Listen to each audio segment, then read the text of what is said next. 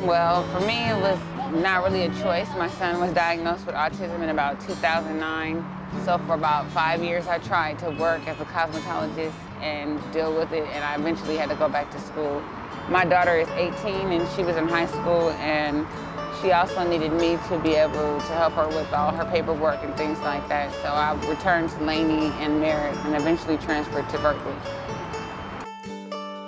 Being a parent with a child on the autism spectrum has been challenging in multiple ways. It's been extremely stressful for me to go to classes, leaving him, and I'm there because, of autism, so I really don't have a choice but to push on, so it's just been really hard.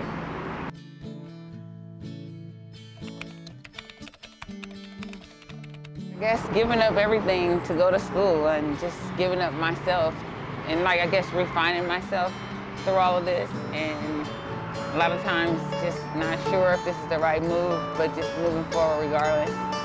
So that's been really challenging after being independent, being an entrepreneur for over 20 years, having my own business, and then eventually being back at school with, limited resources, no money, books needed, and underground scholars helped me get my books and things like that. It just, it was a lot.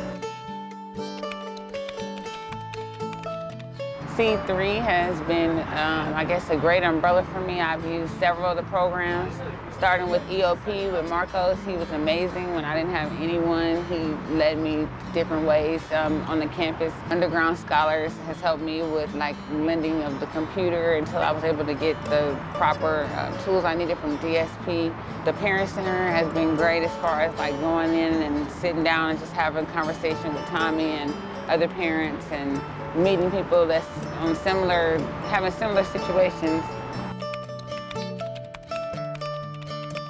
Well, what I plan on doing is becoming a voice in the community for autism.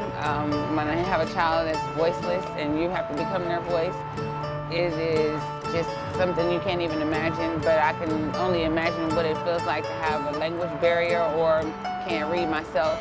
So hopefully at the end I can change some policy with autism on the autism spectrum. I realize as a parent it's not going to be enough for me just to go in and want to voice my opinion. I need to do some research. That's what I'm actually focusing on now at Cal and with social welfare, and trying to see what I can actually do to make a difference.